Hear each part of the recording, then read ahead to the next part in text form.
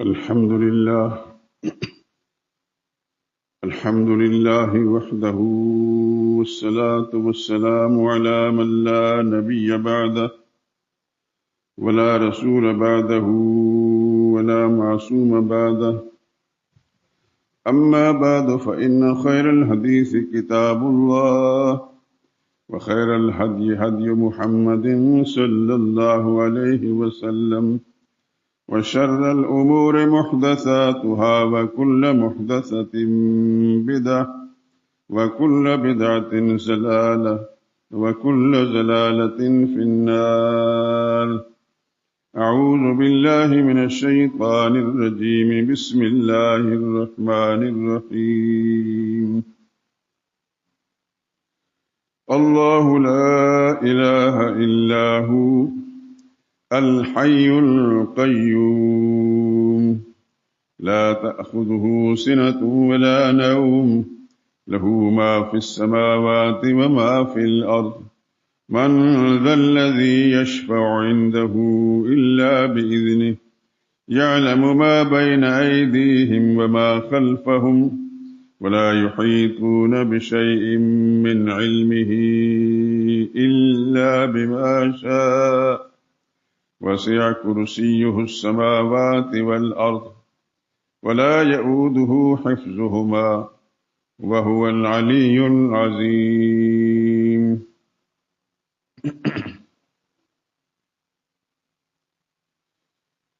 اللہ ہی الہ ہے اور کوئی الہ نہیں، یعنی وہ معبود برحق ہے، اس کے سوا کوئی عبادت اور پکار کے لائق نہیں۔ وہ زندہ ہے، ہمیشہ رہنے والا، اسے نہ اونگ آتی ہے نہ نیند۔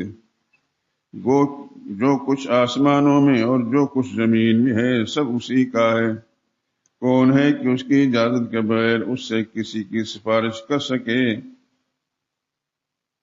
جو کچھ دنیا والوں کے روبرو ہو رہا ہے یا جو کچھ ان کے پیچھے ہو چکا، اسے سب معلوم ہے، اور وہ اس کی معلومات میں سے کسی چیز کا احاطہ نہیں کر سکتے۔ ہاں، جس قدر وہ چاہتا ہے اسی قدر معلوم کرا دیتا ہے۔ اس کی بادشاہت اور اس کا علم آسمان و زمین سب پر حاوی ہے، اور اسے ان کی حفاظت کچھ بھی دشوار نہیں۔ وہ بڑا علی شان اور عظیم الشان ہے۔ سبحان ربک رب العزت عما یصفون، وسلام علی المرسلین، والحمد للہ رب العالمین۔ درود پاک پڑھ لیں۔ اللهم صل على محمد وعلى آل محمد، كما صليت على إبراهيم وعلى آل إبراهيم إنك حميد مجيد۔ اللهم بارك على محمد وعلى آل محمد، كما باركت على إبراهيم وعلى آل إبراهيم إنك حميد مجيد۔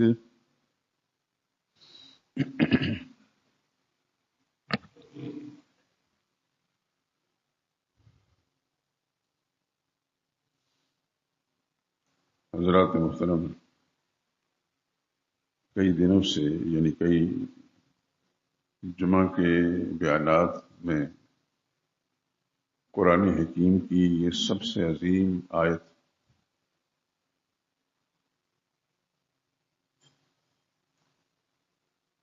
رتبے کے اعتبار سے بھی اور معنی اور مطلب کے اعتبار سے بھی سب سے عظیم آیت، آیت الکرسی، غالب گمان یہی ہے کہ سبھی مسلمانوں کو یہ یاد ہوتی ہے، اور اللہ کرے کہ ایسا ہی ہو۔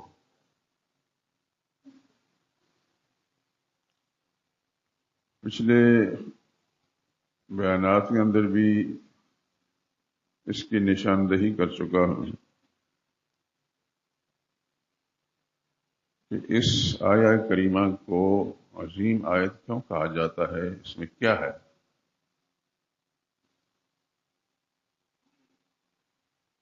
آپ نے اس کے ترجمے میں، میں نے مختصر سا ترجمہ کیا ہے، تفصیل اور تشریح ابھی نہیں آئی. جو پہلا جملہ ہے اللہ ہی الہ ہے اور کوئی الہ نہیں، یعنی اللہ ہی معبود برحق ہے، اس کے علاوہ اور کوئی عبادت پکار کے لائق نہیں.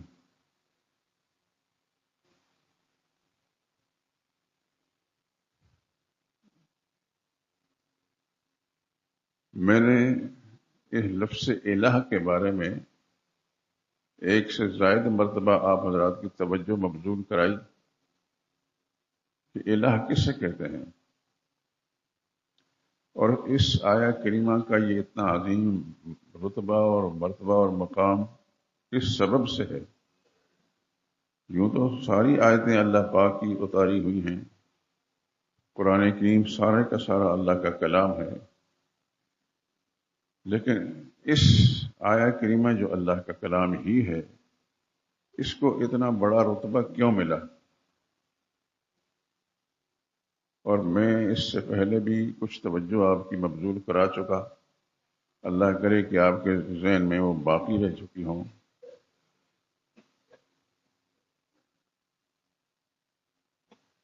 اس آیہ کریمہ میں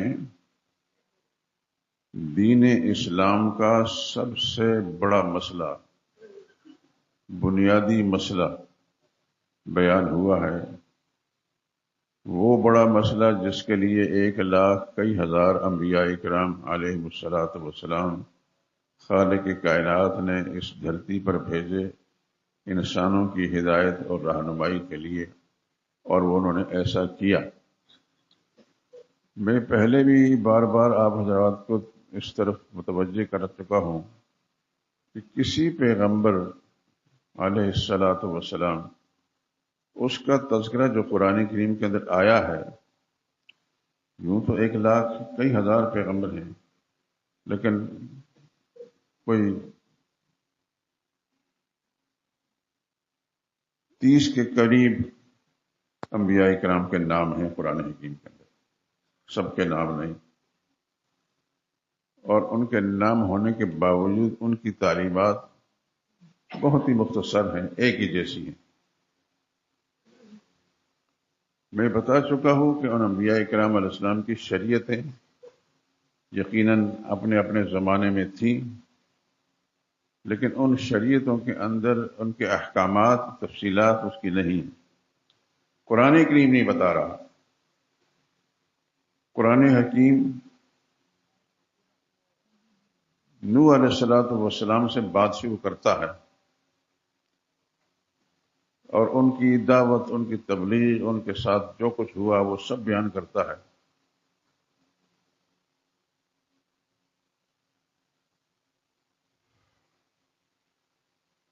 لیکن نوح علیہ الصلوۃ والسلام کی شریعت کے اندر کوئی عبادات یقیناً ہوں گی، ان کا تذکرہ قرآن نہیں کرتا. مثلا ہمارے آقا آخری پیغمبر حضرت محمد مصطفیٰ صلی اللہ علیہ وسلم کی شریعت کو قرآن بیان کرتا ہے تو ان میں عبادات کا بھی ذکر ہوتا ہے. مثال کے طور پر اگر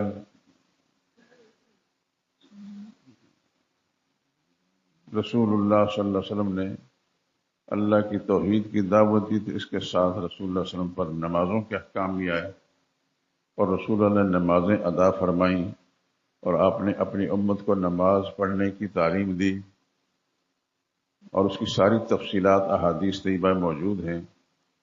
اور آپ حضرات کے علم میں ہے کہ بے شمار علماء نے اپنے اپنے زمانے میں کتابیں لکھی نماز کے مسائل پر، بڑی بڑی ضخیم کتابیں لکھی گئیں.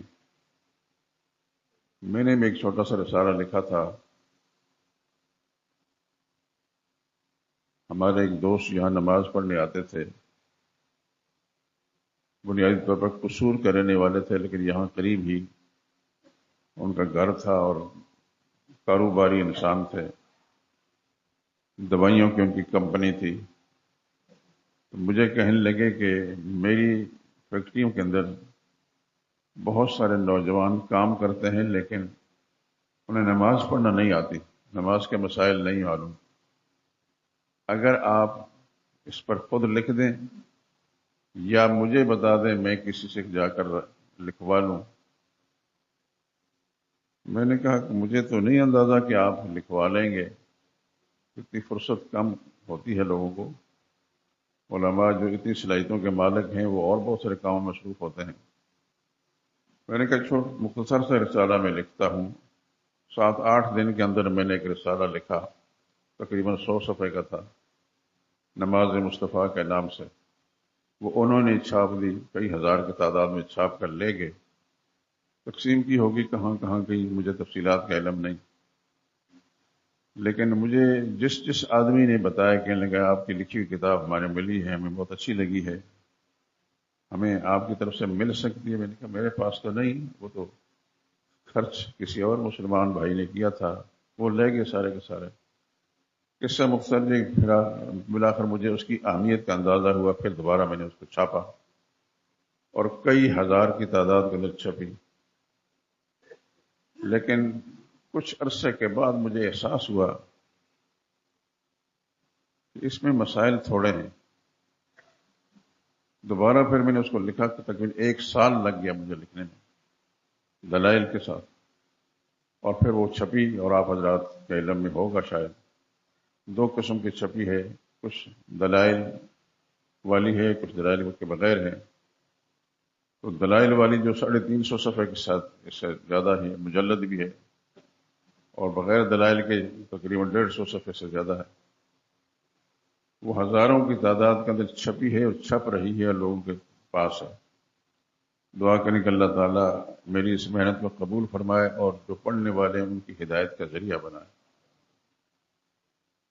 کہنے کا مقصد یہ ہے کہ یہ رسول اللہ صلی اللہ علیہ وسلم کی پاکیزہ تعلیمات کا نتیجہ تھا کہ علماء نے اپنے اپنے زمانے میں کتابیں لکھی، جس زمانے میں وہ گزرے اس زمانے کی جو زبانیں تھیں ان زبانوں میں لکھی۔ کسی نے عربی میں لکھی، کسی نے فارسی میں لکھی، کسی نے دوسری زبانوں میں، تو اردو والوں نے اردو میں لکھی۔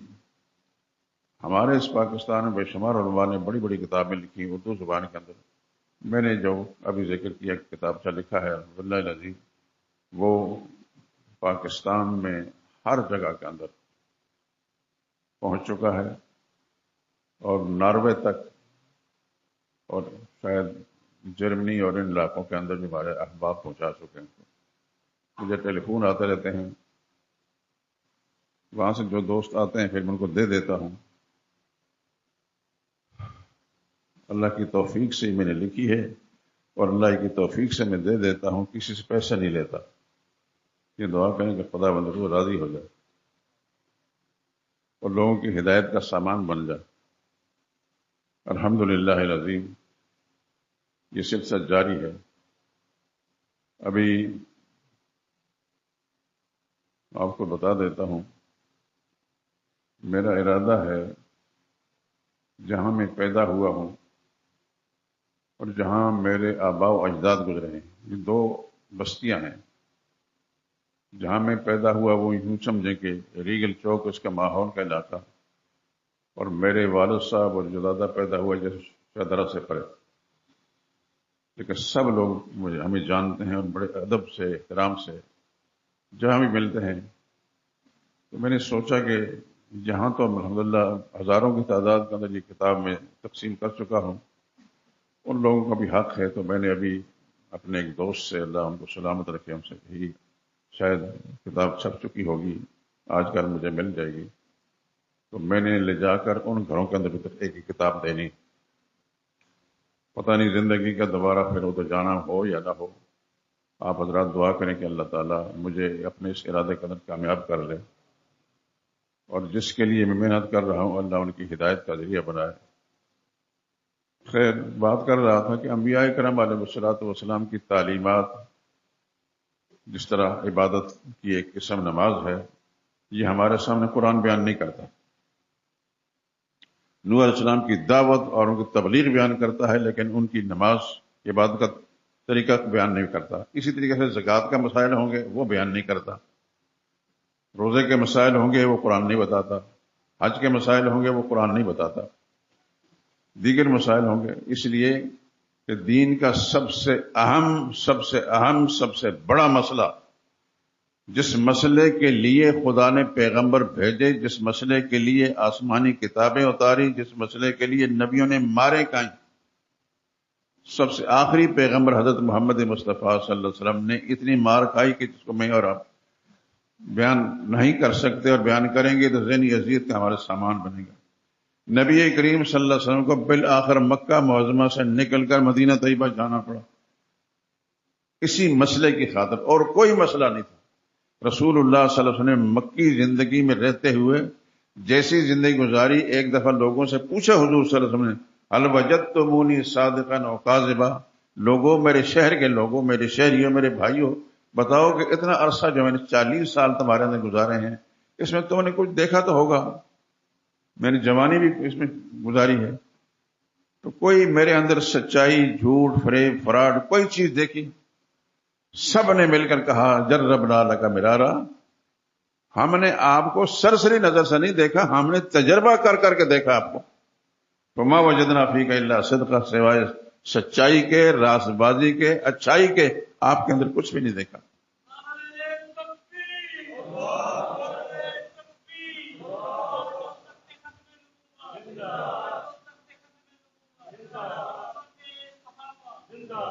اس کے باوجود کہ حضور صلی اللہ علیہ وسلم کی سچائی، راست بازی، دیانتداری، امانت داری کا ہر شخص معترف تھا، لیکن حضور صلی اللہ علیہ وسلم نے صرف یہ بنیادی مسئلہ ان کے سامنے رکھا کہ دیکھیے بھائی، اگر مجھے اچھا سمجھتے ہو، دیانتدار سمجھتے ہو، سچا راست باز سمجھتے ہو، تو یہ بات مان لو، اور وہ یہی ہے کلمے کے اندر قولوا لا الہ الا اللہ، لا الہ الا اللہ کہہ دو اپنی زبان سے۔ وہ جانتا تھا اس کا معنی، میں اور آپ پڑھتے ہیں لا الہ الا اللہ، اگر جانتے ہیں تو یہ ظاہر قسمت، نہیں جانتے تو پھر جاننا لازمی ہے کہ اللہ کے سوا کوئی اور الہ نہیں، حاجت روا نہیں، مشکل کشا نہیں، مرادیں پوری کرنے والا نہیں۔ یہ تھا اس کا معنی۔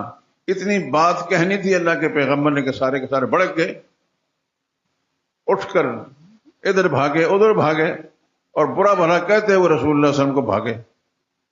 ہم تو آپ کو سمجھتے تھے بڑے اچھے دیانتدار آدمی، اور آج آپ نے ایسی بات کہی تھی جو ہمارے آباء و اجداد نے کبھی نہیں کہی تھی۔ حتیٰ کہ آپ سن چکے ہیں کہ حضور صلی اللہ علیہ وسلم کا اپنا خون، اپنا چچا ابو لہب، اس نے پتھر اٹھا کر رسول اللہ صلی اللہ علیہ وسلم پر پھینکا اور کہنے لگا لوگوں مت مانو ان کی بات کو، یہ تو ایسی اول پھول باتیں بولتے رہتے ہیں معاذ اللہ۔ اور اتنا تنگ کیا اللہ کے پیغمبر کو، بالآخر رسول اللہ صلی اللہ علیہ وسلم کو مکہ معظمہ چھوڑنا پڑا۔ آپ حضرات حرمین شریفین گئے ہیں، خدا آپ کی جانے کو قبول فرمائے اور بار بار وہاں لے جائے۔ وہاں جب آپ مکہ شہر کے اندر 2 پہاڑیاں ہیں، ایک پہاڑی تو وہ ہے جہاں رسول اللہ صلی اللہ علیہ وسلم پر وحی نازل ہوئی، جس کے اندر ایک غار ہے، غار حرا کہتے ہیں، اس کو صفا پہاڑی کہتے ہیں۔ نہ صفا نہیں، صفا تو وہ حرم شریف کے اندر یہ ہے۔ دوسرا ایک پہاڑ ہے جس میں رسول اللہ صلی اللہ علیہ وسلم مکہ معظمہ چھوڑتے وقت، اس میں رسول اللہ صلی اللہ علیہ وسلم نے 3 رات گزاری۔ آپ یقیناً گئے ہوں گے، میں نے اس پہاڑ تک جانے کی کوشش کی 2-3 دفعہ، ہر دفعہ کوشش کی کہ آپ چلا جاؤں، لیکن اللہ کی شان وہ اتنا اونچا ہے کہ میری ہمت نہیں بن سکی کہ میں اس میں پہنچ سکوں۔ بس کوشش یہ کی ہے، قبولیت میرے اللہ کے پاس ہے۔ اس کو غار سور کہتے ہیں، جس میں وحی آئی وہ غار حرا ہے، جس میں رسول اللہ صلی اللہ علیہ وسلم نے جاتے وقت، نکلتے وقت 3 راتیں گزاری۔ اس کو غار جبل سور کہتے ہیں، یعنی وہ پہاڑ جو سور کے نام سے ہے۔ اس میں اللہ کے پاک پیغمبر صلی اللہ علیہ وسلم نے 3 راتیں گزاری، اس لیے کہ مکی لوگ حضور صلی اللہ علیہ وسلم کو برداشت نہیں کرتے تھے۔ کیوں نہیں برداشت کرتے تھے؟ رسول اللہ سے کیا مانگتے تھے؟ کچھ نہیں مانگتے تھے، اتنے کہ لوگوں یہ بات کہہ لو، مان لو، اس میں تمہاری بھلائی ہے۔ یہ جو میں بار بار ایک چیز آپ کی طرف توجہ سے مبذول کراتا ہوں، آپ حضرات ذہن نشین فرما لیں، اور اس طرح ذہن نشین فرما لیں کہ آپ کی اپنی زبانوں پر بھی یہ چیز موجود ہو کہ جب آپ اپنے گھر میں بات کریں بچوں سے، خواتین سے یا دوستوں سے، تو تم یہی بات کریں۔ ایک ایک جملہ آپ کی زبان سے نکلا خدا کی بات کا ریکارڈ ہو جائے گا، اور انشاءاللہ آپ کو کام آئے گا. ایک ایک جملہ خدا کی بارگاہ کے اندر ریکارڈ ہو جائے گا. قرآن حکیم کے اندر ما یلفظ من قول الا لدیہ رقیب عتید. انسان زبان سے کوئی لفظ بولتا ہے، وہ لفظ نکلتے ہی خدا کے کارندے تیار ہوتے ہیں ان کو نوٹ کرنے کے لیے. نبی کریم صلی اللہ علیہ وسلم کو جب رہنا مشکل کر دیا تو رسول اللہ صلی اللہ علیہ وسلم اس غار سور میں گئے. یہ آپ جانتے ہیں کہ حضور صلی اللہ علیہ وسلم کے ساتھ سیدنا ابوبکر صدیق تھے رضی اللہ تعالیٰ عنہ. حضور صلی اللہ علیہ وسلم کے سب ساتھیوں میں اس شخص کا کوئی ثانی نہیں. سیدنا صدیق اکبر جیسے کوئی ثانی نہیں. صرف حضور صلی اللہ علیہ وسلم کے رفقا میں نہیں، جتنے بھی انبیاء اکرام علیہ السلام اس دنیا میں آئے ہیں اللہ نے بھیجا ہے، کسی بھی پیغمبر کو ایسا ساتھی نہیں ملا جو محمد مصطفیٰ صلی اللہ علیہ وسلم کو ملا. اور کئی دفعہ یقیناً میری زبان سے سنا ہوگا، آپ نے دیگر علماء سے سنا ہوگا کہ جب رسول اللہ صلی اللہ علیہ وسلم کو لے کر گئے سور پہاڑی کے آخر میں پہنچے، وہ ایک غار تھا. اس سے پہلے کبھی ابوبکر صدیق اس میں نہیں گئے تھے، نہ حضور صلی اللہ علیہ وسلم نے دیکھا تھا. وہ اجاڑ جگہ تھی. ابوبکر صدیق نے حضور صلی اللہ علیہ وسلم درخواست کی، یا رسول اللہ تھوڑے آپ رکیں، میں اندر جاتا ہوں. لائٹیں نہیں تھیں، اندھیرا تھا. میں اندر جاتا ہوں، جا کر دیکھتا ہوں خدا نہ خواستہ کوئی موذی چیز، کچھ سانپ کو بچھو، اس طرح کی چیزیں ایسی ویران جگہوں کے اندر ہوتی ہیں، میں دیکھ لوں اور اطمینان کر کے پھر آپ سے درخواست کروں گا آپ تشریف لے جائیں. ابوبکر صدیق اندر گئے. خدا کی کھربوں رحمتیں نازل ہوں، کھربوں رحمتیں نازل ہوں پر. ایسا کسی ماں نے جنا نہیں، اور اس دھرتی پر خدا نے کسی کو پیدا نہیں کیا، اور آسمان کی کھال کے نیچے ایسا نہیں پیدا ہوا، کسی نبی کو ایسا ساتھی نہیں ملا صلی اللہ علیہ وسلم رضی اللہ تعالی عنہ. ابوبکر صدیق اندر گئے. اندھیرا تھا غار کے اندر. ہاتھ مارتے رہے، ٹٹولتے رہے، کچھ سوراخ دیکھوں. تو جو سوراخ میں مسئلہ آیا تھا ان کی کچھ چادر سے چادروں کی چادر کو پھاڑتے اور اس کے اندر ان سوراخوں کو بند کرتے رہے. اللہ اکبر. ایک سوراخ رہ گیا تو کہنے لگے کوئی بات نہیں، میں اپنا پیر رکھ دوں اس میں. نبی کریم صلی اللہ علیہ وسلم درخواست کی. رسول اللہ صلی اللہ علیہ وسلم اندر تشریف لے گئے. تھکے ہوئے تھے، کافی راستہ تھا. تو ابوبکر صدیق رضی اللہ تعالیٰ عنہ نیچے بیٹھے تو حضور سے درخواست کی کہ آپ اپنا سر مبارک میری گود میں رکھ کر تھوڑے سے لیٹ جائیں، تھک گئے ہیں. کسی نے ماں نے جنا ایسا سوچ سکتا ہے کوئی انسان؟ یہ تھکاوٹ اگر رسول اللہ صلی اللہ علیہ وسلم کے لیے تھی تو ابوبکر صدیق کے لیے نہیں تھی، یقیناً تھی. لیکن ابوبکر صدیق سب کچھ قربان کر رہے تھے. اللہ اکبر. تو جس وقت لیٹے حضور صلی اللہ علیہ وسلم تھکے ہوئے تھے، رسول اللہ صلی اللہ علیہ وسلم کی آنکھ لگ گئی. ابوبکر صدیق بیٹھے ہیں اندھیرے میں. اللہ کی شان، جس طرف انہوں نے اپنا پاؤں رکھا تھا ابوبکر صدیق نے، وہاں ایک ناگ نکلا کالا. یہ کالے سارے ایسے ہی ہوتے ہیں، ایسے ہی ہوتے ہیں اب بھی. اس نے ابوبکر صدیق کے پاؤں کو ڈسا. اور ذرا کہ سانپ کا ڈسنے سے کتنی تکلیف ہوئی ہوگی، لیکن ابوبکر صدیق حضور صلی اللہ علیہ وسلم کی آرام کی خاطر ہلے نہیں، وہ ساری تکلیف برداشت کی. یہ میں دوستو آپ حضرات سے آپ کو میں بڑا خوش نصیب سمجھتا ہوں، اپنا مخلص صاحب سمجھتا ہوں. میں آپ کا خادم ہوں. میں جو کچھ آپ کے کہہ رہا ہوں اس کو ذہن نشین فرمانے، ذہن سے اتارے نا. یہ بتانا ہی چاہتا ہوں کہ محمد مصطفیٰ صلی اللہ علیہ وسلم کو ایسے ساتھی ملے جو اس دھرتی پر کسی پیغمبر کو نہیں ملے، کسی ماں نے جنے نہیں. ابوبکر صدیق رضی اللہ تعالیٰ نے ہلے نہیں اور تکلیف برداشت کی. تا کہ اس قدر تکلیف ہوئی کہ آپ کے آنسو آنکھوں سے نکلے درد کی وجہ سے، اور نکلے رسول اللہ صلی اللہ علیہ وسلم کا چہرہ انور پر گرے. حضور صلی اللہ علیہ وسلم کا سر مبارک ان کی گود میں تھا. جب رسول اللہ صلی اللہ علیہ وسلم کے چہرے پر وہ آنسو گرے تو رسول اللہ صلی اللہ علیہ وسلم کی آنکھ کھل گئی. آپ نے فرمایا ابو بکر معاملہ کیا ہے، کیا صورت؟ ابو بکر صدیق نے عرض کی یا رسول اللہ کالے نے ڈس لیا ہے۔ یہ لفظ میں بول رہا ہوں، آپ حضرات سمجھتے ہی ہیں، سانپ نے ڈس لیا ہے۔ ابو بکر صدیق اور اس کی تکلیف کی وجہ سے ایسا ہے۔ رسول اللہ صلی اللہ علیہ وسلم نے فرمایا کہاں؟ انہوں نے بتایا کہ سانپ اس جگہ میں ڈسا ہے۔ رسول اللہ صلی اللہ علیہ وسلم نے اپنی زبان مبارک سے لعاب نکال کر اس جگہ کا لگایا جہاں سانپ نے ڈسا تھا۔ اللہ کے پاک پیغمبر کی زبان مبارک سے نکلا ہوا لعاب جب کہ صدیق کے پاؤں پر لگا تو ان کو آرام آ گئی۔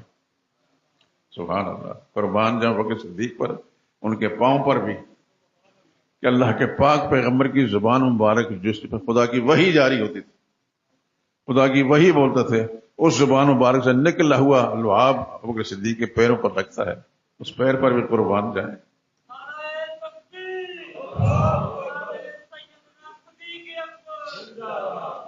میں یہ ساری کہانی آپ کو بار بار نہیں سناتا، اس وقت توجہ دلاتا ہوں کہ مسئلے کی اہمیت کیا ہے۔ اس مسئلے کی خاطر رسول اللہ صلی اللہ علیہ وسلم ابوبکر صدیق مکہ معظمہ سے نکلے۔ مسئلہ یہی تھا جو اس آیہ کریمہ کے اندر بیان ہوا، لا الہ الا اللہ، اس کو مت بھولیں، لا الہ الا اللہ، اللہ کے سوا کوئی اور الہ نہیں، یعنی حاجت روا نہیں، مشکل کشا نہیں، پیدا کرنے والا نہیں، موت دینے والا نہیں، رزق دینے والا نہیں، اولاد دینے والا نہیں، جو کچھ بھی کرنے والا ہے وہ صرف اللہ ہی ہے۔ یہ مسئلہ تھا اصل، اس کے لیے مکہ معظمہ چھوڑنا پڑا۔ پھر اگلے رسول اللہ صلی اللہ علیہ وسلم اگلے دن ابوبکر صدیق کے ساتھ مدینہ طیبہ کے لیے جانے لگے، اور یہ سڑکیں نہیں تھیں، ٹرینیں نہیں تھیں، بسیں نہیں تھیں، کاریں اور موٹریں نہیں تھیں، موٹر سائیکل نہیں تھے، پیدل چلے۔ آپ اندازہ فرما لیں کہ مکہ معظمہ سے مدینہ طیبہ کا فاصلہ اتنا ہے جتنا لاہور سے پشاور، اتنا ہی فاصلہ ہے۔ ہو سکتا ہے کہ میرے بیان کرنے کے اندر کوئی کمی ہو، کسی واقف کار سے اسے پوچھ لیں آپ اندازہ کر لیں گے، لیکن میں نے اس معلومات حاصل کی، اتنا ہی فاصلہ تقریباً۔ ابوبکر صدیق رضی اللہ تعالیٰ حضور صلی اللہ علیہ وسلم کو لے کر مدینہ طیبہ چلے۔ باقی باتیں میں نہیں کرتا، مدینہ طیبہ میں پھر رسول اللہ صلی اللہ علیہ وسلم مکی زندگی 13 سال گزارے۔ 13 سال میں رسول اللہ صلی اللہ علیہ وسلم پر سوائے اس ایک مسئلے کے، لا الہ الا اللہ، لا الہ الا اللہ، اس کے علاوہ اور کوئی مسئلہ نہیں بیان فرمایا، نہ کوئی اللہ کی وحی اس کے سوا نازل ہوئی۔ جو وحی میں نازل ہوئی تو اسی مسئلے کی تشریح کے لیے، عقیدوں کی اصلاح کے لیے۔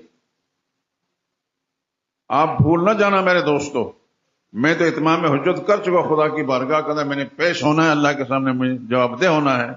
آپ بھی بھول نہ جانا، آپ نے بھی بالآخر خدا کے سامنے جانا ہے، اور آپ کو اللہ نے جو زبان دی ہے، جو بیان کرنے کا ملکہ عطا فرمایا، اس سے آپ اپنے قریبی رشتہ داروں کے علاوہ پھر دوستوں یاروں تک کی بات پہنچائیں۔ اس کا فائدہ انشاءاللہ اگلے عالم کے اندر پہنچ کر ہوگا۔ میں یہ بتانا چاہتا تھا کہ مسئلہ یہی ہے، اہم مسئلہ یہی ہے، ضروری مسئلہ یہی ہے۔ اس کے لیے نوح علیہ السلام سے سلسلہ شروع کر کے محمد مصطفیٰ صلی اللہ علیہ وسلم تک ایک سلسلہ جرا۔ 1,00,000 کئی ہزار پیغمبر اللہ پاک نے اس دنیا میں بھیجے، ہر نبی نے اپنے اپنے زمانے کے اندر کام کیا۔ قرآن کریم سے ہمیں یہ پتہ چلتا، آپ نے تلاوت کے دوران دیکھا ہوگا، قرآن کریم بتا رہا ہے کہ نبیوں کو لوگوں نے قتل کیا اس مسئلے پر۔ نبیوں نے کسی سے سیٹ نہیں مانگی تھی کہ مجھے ووٹ دینا بھائی، اس مسئلے پر یہ مسئلہ بیان کیا، لوگوں نے پھر قتل کیا پیغمبر کو۔ یقتلون النبیین بغیر حق، نہ حق قتل کیا پیغمبروں کو۔ رسول اللہ صلی اللہ علیہ وسلم کے ساتھ کیا کیا نہیں ہوا۔ سب سے زیادہ اہم مسئلہ یہ ہے، اور اس مسئلے کو بیان کرنے والی یہ آیت ہے جو بار بار میں آپ کی توجہ مبذول کراتا ہوں۔ اس آیت کو اتنا بڑا رتبہ ملا کیوں؟ اس لیے کہ سب سے بڑے مسئلے کو بیان کیا، سب سے اہم مسئلہ اس نے بیان کیا ہے۔ اس مسئلے کے اندر سب سے پہلے دعویٰ یہ، اللہ لا الہ الا ہو، اللہ ہی الہ ہے، اس کے سوا کوئی اور الہ نہیں۔ یہ الہ کیا ہوتا ہے؟ اس سے پہلے بھی میں قرآن کریم کی آیات کے حوالے سے آپ کی توجہ مبذول کرا چکا ہوں. مثال کے طور پر سورہ انعام ہے، اس کی ایک آیت میں پیش کرتا ہوں. الہ کا معنی قل ارائیتم ان اخذ اللہ سمعکم وابصارکم. میرے لاڈلے پیغمبر لوگوں کے سامنے بیان کر دیں، لوگوں بتاؤ تو صحیح، اگر اللہ تمہارے کان چھین لے یعنی شنوائی ختم کر دے، وابصارکم آنکھیں چھین لے یعنی بینائی ختم کر دے، وختم علی قلوبکم تمہارے دلوں پر بھی مہر لگا دے، دلوں کی صلاحیتیں سمجھنے کی ختم ہو جائیں. من الہ غیر اللہ، پھر بتاؤ اللہ کے سوا کون الہ ہوگا یعنی مشکل کشا ہوگا. یاتیکم بہ، یہ جو تکلیفیں تمہیں پہنچی تمہیں واپس لا کر دے گا. جو واپس لا کر دینے والی ذات ہوگی اس کو الہ کہتے ہیں. اس کو نہ بھولنا میرے دوستو. بالآخر میں نے بھی ایک دن آپ دیکھیں گے کہ اس ممبر پر نہیں ہونا، میں نہیں ہوگا، خدا بلا لے گا. کسی انسان کے پاس کوئی گارنٹی نہیں، لیکن جب تک میری سانس چل رہی ہے، میری زبان چل رہی ہے، تو میں آپ حضرات تک یہ بات پہنچا رہا ہوں تاکہ میں اپنی ذمہ داری سے عہدہ برا ہو جاؤں. یہ قرآن کی آیت سورہ انعام کی آیت نمبر 46 ہے. پھر پڑھتا ہوں. قل ارائیتم، میرے پیغمبر میرے لاڈلے حبیب لوگوں کو کہہ دے، ارائیتم بتاؤ تو صحیح، ان اخذ اللہ اگر لے لے اللہ، سمعکم تمہارے کان، تمہاری قوت شنوائی چھین لے، سننے کی صلاحیت ختم کر دے. وابصارکم اللہ تمہاری آنکھیں چھین لے یعنی بینائی ختم کر دے، دیکھ نہ سکو. وختم علی قلوبکم تمہارے دلوں پر مہر لگا دے، یہ سمجھنے کی صلاحیت بھی اللہ چھین لے. پھر بتاؤ من الہ غیر اللہ،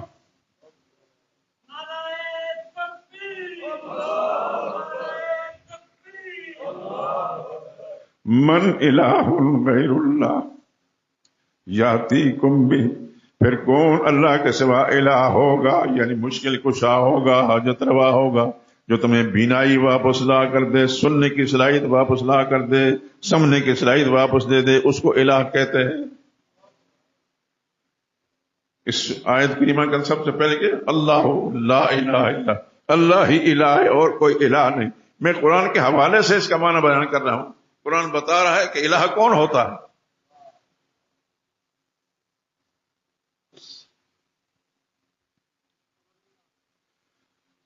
اللہ اکبر. پھر آگے اللہ فرماتا ذالکم اللہ ربکم، یہ اللہ ہے تمہارا رب، تمہارے پالنے والا. لا الہ الا ہو، اس کے سوا کوئی اور الہ نہیں. بار بار قرآن بتا رہا ہے. خالق کل شیء، ہر چیز کا پیدا کرنے والا ہے، بنانے والا ہے. فاعبدوہ، اسی کی بندگی اور عبادت کرو. وہو علی کل شیء وکیل، وہ ہر چیز کا کارساز ہے. پھر فرمایا قل ارائیتم، میرے حبیب لوگوں سے کہہ دیے بتاؤ تو صحیح، ان جعل اللہ علیکم اللیل، اگر تمہارے دن ختم کر کے رات ہی رات کر دے، اندھیرا ہی اندھیرا کر دے، سرمدن الی یوم القیامت کے دن تک، من الہ غیر اللہ، بتاؤ پھر اللہ کے سوا کون ایسا حاجت روا مشکل کشا ہے تمہیں واپس لا کر دے دے، تمہاری روشنی واپس لا کر دے دے، رات کو ختم کر دے. اس کے لیے بھی قرآن نے کیسے کیا لفظ، من الہ غیر اللہ، اللہ کے سوا کوئی اور الہ نہیں، حاجت روا نہیں، مشکل کشا نہیں.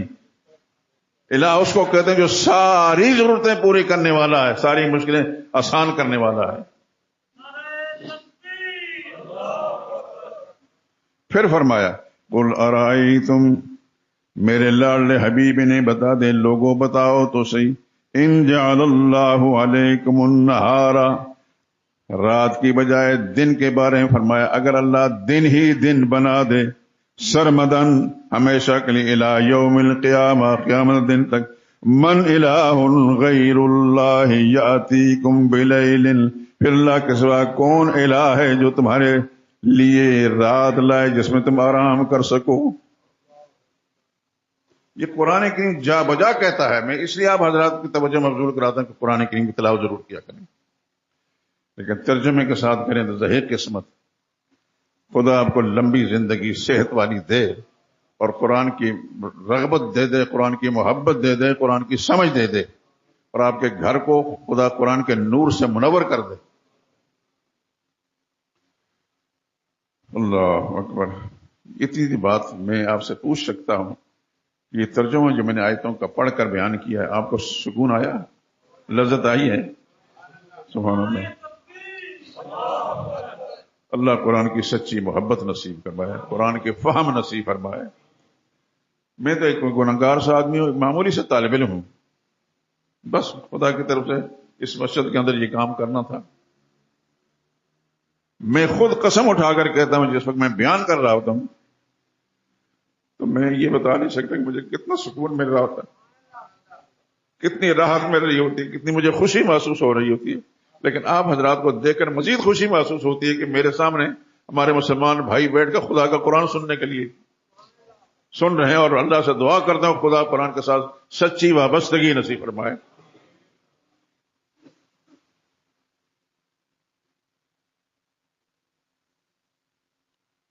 ایک اور آیت، قرآن کی آیتیں جب سامنے آتی ہیں تو پھر عجیب سی سرور والی کیفیت ہوتی ہے. سمجھا یہ رہا ہوں کہ آیت الکرسی کا پہلا جملہ جو ہے اللہ لا الہ الا ہو، اس کو قرآن کریم نے مختلف انداز سے بیان کیا.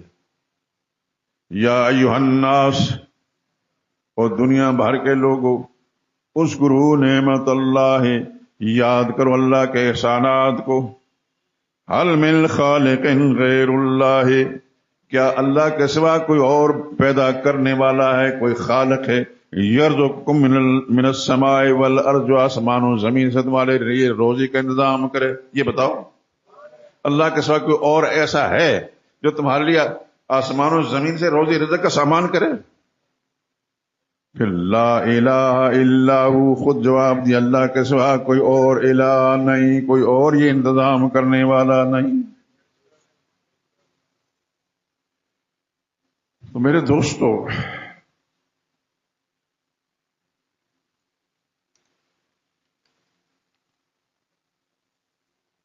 اس آیہ کریمہ کو جو میں بار بار کیوں بیان کرتا ہوں، اس کے اندر وہ کچھ ہے کہ جو سارے قرآن کی آیات میں نہیں. اس لیے سب آیات سے زیادہ افضل آیت قرار دی گئی، بلکہ آسمانی کتابیں جتنی بھی ہیں سب کتابوں کے اندر اس شان کی آیت اللہ نے نازل نہیں فرمائی.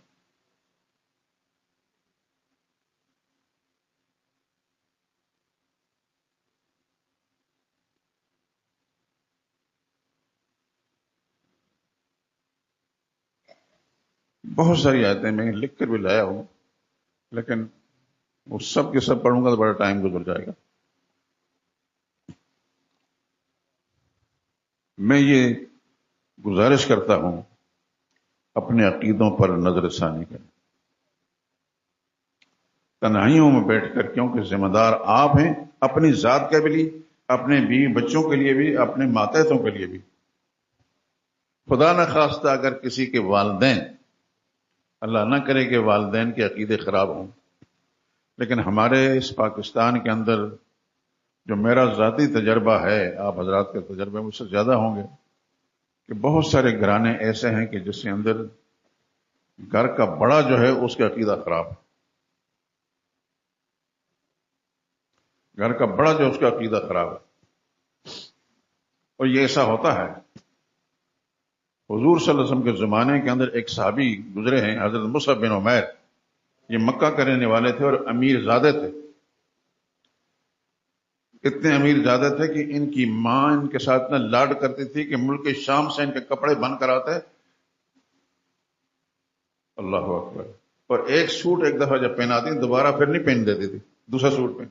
اس قدر لاڈلے تھے اور اس قدر شہزادے تھے، اور ایسی خوشبوئیں لگاتے تھے کہ مکی شہر کے لوگ جب اس گلی سے حضرت مصعب گزر جاتے ہیں تو لوگ کہتے ہیں یہاں سے مصعب گزرا، یعنی معطر ہے پوری فضا۔ اس انداز سے ماں کے لاڈلے تھے یہ، لیکن جب نبی کریم صلی اللہ علیہ وسلم کے دامن سے وابستہ ہوئے، سبحان اللہ سبحان اللہ، اللہ کی کروڑہا رحمتیں نازل ہوں ان پر بھی، اللہ کے پیغمبر پر بھی، تو رسول اللہ صلی اللہ علیہ وسلم کے ساتھ جڑ گئے۔ ماں مشرکہ تھی۔ ایسا ہوتا ہے اولاد کو اللہ دین کی سمجھ دے دیتا ہے کہ بڑے ٹھیک نہیں ہوتے۔ میں اس لیے اشارہ دے رہا ہوں کہ آج بھی ایسی صورت ہے، میرے سامنے بہت سارے مثالیں میں صاحب ذکر نہیں کر سکتا، میں نے صرف مصعب وغیرہ کی بات آپ کے سامنے کی۔ تو مصعب کو ماں نے کہا کہ محمد کا ساتھ مت دو صلی اللہ علیہ وسلم۔ ان کو ماں سے بڑا پیار تھا، ماں سے پیار ہوتا ہے۔ جب یہ باز نہیں آئے تو ماں نے کہا باز نہیں آتا تو میں کھانا نہیں کھاؤں گی، یہ خاموش رہے۔ خاموشی کا مطلب یہ کہ نہیں کھاتا نہ کھائے، لیکن محمد کا ساتھ نہیں چھوڑ سکتا صلی اللہ علیہ وسلم رضی اللہ عنہ۔ اس حد تک کہ ماں نے پھر نئے کپڑے دینا ان کو بند کر دیے، ساری سہولتیں ان سے چھین لی۔ مصعب بن عمیر رضی اللہ تعالیٰ نے سب کچھ گوارا کر لیا، برداشت کر لیا، لیکن اپنے پیغمبر کا ساتھ نہیں چھوڑا رضی اللہ تعالیٰ عنہ۔ اور بالآخر یہی وہ شخص ہیں، حضرت مصعب بن عمیر، انہی کو حضور صلی اللہ علیہ وسلم سب سے پہلے مدینہ طیبہ میں تعلیم دینے کے لیے، پڑھانے کے لیے بھیجا تھا۔ کہنے کا مقصد یہ ہے کہ ہر زمانے کے اندر ایسا ہوا ہے کہ اولاد کو اللہ نے دین کی سمجھ دے دی، بڑوں کو سمجھ نہیں ہوتی۔ میرے پاس یہاں بہت سارے نوجوان آتے ہیں، میں تفصیلات نہیں ذکر کر سکتا۔ ایک نوجوان نے کہا کہ میری ماں کہتی تم داڑھی کیوں رکھی ہے، بہن کہتی داڑھی کیوں رکھی ہے، وغیرہ دالے۔ اس حد تک انہوں نے مجبور کیا کہ وہ میرے پاس آئے۔ اس مجلس کے چونکہ ساتھی تھے نوجوان، تو رو رہے تھے، کہنے لگا کہ یہ میں کیا کروں۔ یہاں باہر کھڑے، بڑی پرانی بات ہے، میں نے کہا یہ داڑھی آپ نے رسول اللہ صلی اللہ علیہ وسلم کی سنت سمجھ کر رکھی ہے یا ویسے فیشن کے طور پر؟ ایک تو سر جھٹکا اس نے، کہنے لگا جی حضور کی سنت، آپ سے یہ سنا تھا کہ حضور کی سنت ہے۔ میں نے کہا اللہ جزائے خیر دے، آپ کو یہ بات سمجھ میں آ گئی کہ رسول اللہ صلی اللہ علیہ وسلم، تو میں نے بتایا کہ یہ دوسری بات یہ بتائیں کہ رسول اللہ صلی اللہ علیہ وسلم کا مقام بڑا ہے یا تمہاری ماں کا؟ پھر اس نے سر جھٹکا اور پھر آنکھوں میں آنسو بھی آ گئے۔ کہنے لگا جی رسول اللہ صلی اللہ علیہ وسلم کے قدموں کے برابر میری ماں نہیں، دین سمجھ آ گئی تھی۔ میں نے کہا اب مطمئن ہو کر پھر ماں سے صاف کہہ دیں میں نبی کا طریقہ نہیں چھوڑ سکتا میری اماں، یہ جو طریقہ ہے داڑھی رکھنے کا نا، یہ نبی کا طریقہ ہے صلی اللہ علیہ وسلم۔ میں نے کوئی فیشن سمجھ کر نہیں رکھا، اللہ کے پاک پیغمبر صلی اللہ علیہ وسلم کا طریقہ سمجھ کر رکھا۔ پھر ملک کا میرے خیال چلے گئے، کہاں چلے گئے، کافی عرصے سے رابطہ نہیں ان سے، لیکن بہرحال بڑے اطمینان کے ساتھ اس نے کہا کہ میں اب بھی کہوں گا، میں رہوں یا نہ رہوں لیکن نبی کا طریقہ نہیں چھوڑ سکتا۔ اللہ تعالیٰ آپ کو بھی سلامت رکھے اور آپ کے اولادوں کو بھی سلامت رکھے، اور آپ کو اتنی ہمت دے کہ اگر خدا نخواستہ آپ کے بچوں میں سے کسی بچے کو یہ نعمت میسر نہیں ہے، اللہ تعالیٰ آپ کو اتنا حوصلہ دے، ہمت دے کہ طریقے سے، خوبصورت طریقے سے اپنے بچے کو سمجھا سکیں۔ لیکن اس کے لیے لازمی ہے کہ اپنے آپ کو بھی پہلے اپنا چہرہ بھی رسول اللہ صلی اللہ علیہ وسلم کی سنت سے منور کریں، اور اللہ اپنی رحمت کے ساتھ، میں دعا کرتا ہوں آپ کے لیے، اور اس کو یہ مبالغہ نہ سمجھنا، میں ہر روز آپ کے لیے دعا کرتا ہوں، آپ سب لوگوں کے لیے میں ہر روز دعا کرتا ہوں۔ میرے دل میں یہ بات، آپ نے مجھ سے نہیں پوچھا، نہ مطالبہ کہ میرے لیے دعا کریں، میں ہر روز آپ کے لیے دعا کرتا ہوں، اور میں مطمئن ہوں آپ حضرات کو دیکھ کر۔ لیکن میں درخواست کروں گا کہ اپنے چہروں کو اللہ کے نبی کے چہرے کے ساتھ مطابق کر دیں، پھر انشاءاللہ العزیز، انشاءاللہ العزیز رسول اللہ صلی اللہ علیہ وسلم سامنے جب جائیں گے تو شرمندگی نہیں اٹھانی ہوگی، حضور صلی اللہ علیہ وسلم آپ کی سفارش فرمائیں گے۔ لیکن جس کی داڑھی نہیں ہوگی رسول اللہ کے سامنے جا نہیں سکے گا، اگر جائے گا تو پھر اس کو بڑی شرمندگی ہوگی. اس لیے میں آپ حضرات سے درخواست کرتا ہوں کہ خود اللہ کے نبی کے سنت پر رہیں اور اللہ سے دعا بھی کریں، اپنے بچوں پر محنت بھی کریں، لیکن خدا نخواستہ ماں باپ دین سے برگشتہ ہیں تو پیار اور محبت کے ساتھ، ادب کے ساتھ ان کے سامنے کرتے ہیں. یہ طریقہ ٹھیک نہیں، ہمارے نبی کا طریقہ نہیں. انشاءاللہ عزیز آپ کی نیت کی درستگی پر آپ کی والدہ کا عقیدہ ٹھیک ہو جائے گا، اس کا طریقہ بھی ٹھیک ہو جائے گا اور والد صاحب کا ٹھیک ہو جائے گا. میرا ذاتی تجربہ ہے، بہت سارے لوگوں کو، نوجوانوں کو میں نے اسے بتایا، انہوں نے کیا، اللہ نے میں ان کی رائے گاہ نہیں جانے دی، اللہ پاک نے قبول فرما لی. میں آپ حضرات سے بھی خاص طور پر نوجوانوں سے کہتا ہوں، جو بزرگ ہیں میرے سامنے بیٹھے، میرا ضمیر مطمئن ہے، اللہ سلامت رکھے اور لمبی زندگی دے اور اسی پر قائم رکھے. ظاہری شکلوں کی خوبصورتی کے ساتھ باطنی خوبصورتی میں نصیب فرمائے، عقیدے ٹھیک ہوں. لیکن نوجوان جو بیٹھے ہیں ان سے میں درخواست کرتا ہوں، جو میں نے حوالہ دیا آپ کو، آپ کوشش کریں کہ اپنے والدین، والدہ کا عقیدہ ٹھیک نہیں، اس کے لیے دعا بھی کریں اللہ پاک سے اور درخواست بھی کریں، انشاءاللہ وہ ٹھیک ہو جائیں گی. اس طرح والد صاحب سے بھی کوشش کریں، انشاءاللہ وہ ٹھیک ہو جائیں گی. نیک نیتی کی بنا پر انسان کام کرتا ہے، میرا رب کبھی اس کو ناکام نہیں کرتا. یہ تجربہ کر، میرا ذاتی تجربہ ہے. نیک نیتی کے ساتھ کام کیا گیا جو اللہ پاک اس کو فیل نہیں کرتے، اللہ پاک اس کو کامیابی سے ہمکنار کرتے ہیں.